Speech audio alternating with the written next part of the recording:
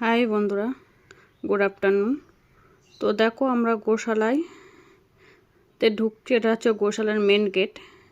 এই গেট দিয়ে আমরা গোশালায় ঢুকে গেলাম।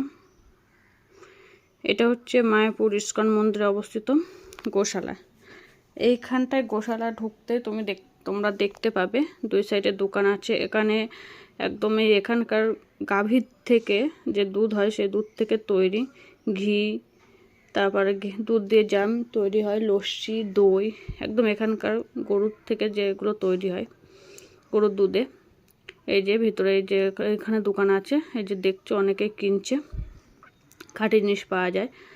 তো এই গোশালার মধ্যে আমরা ঢুকে গেছি। এখানে প্রচুর গরু। আর এই গরুগুলোর জানো তো এক একটা গরুর নাম আছে।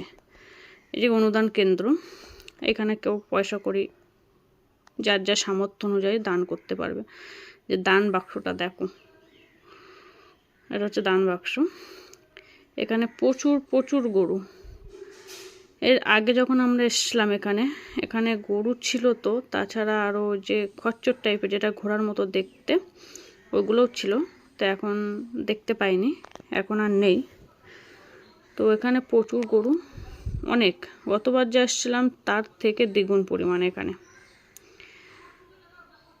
তাতে বৃষ্টি হয়েছে, বর্ষাকাল, একটু জল আছে। সবসময় এখানে পরিষ্কার পরিচ্ছন্ন, খুব পরিষ্কার। এখানে সবাই আছে পরিষ্কার করা, মানে যাতে কোনো অসুবিধা না থাকে হয় মানুষের। খুব পরিষ্কার পরিচ্ছন্ন এখানে।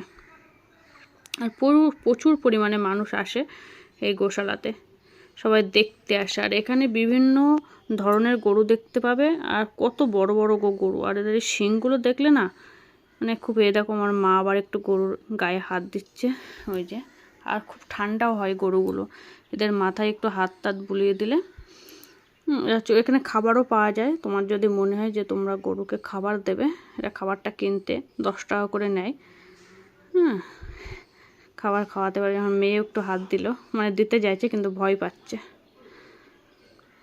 তো আমার বড় একটু দিল, ওই যে আমার বড় দিয়ে দিচ্ছে।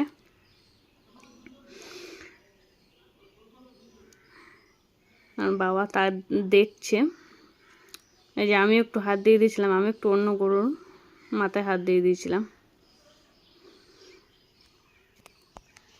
প্রচুর গরু, ওই সাইডে বাবাও দিচ্ছে, মানে সবাই দিচ্ছে। মানে গরুগুলো মানে বয়স হয়ে গেছে, চেহারাগুলো কেমন একটা লাগছে, মনে হচ্ছে খুব বয়স হয়ে গেছে। তো এখানে প্রচুর গরু, বিভিন্ন ধরনের প্রচুর গরু। শুধু গরু, তোমার বাছুরও আছে,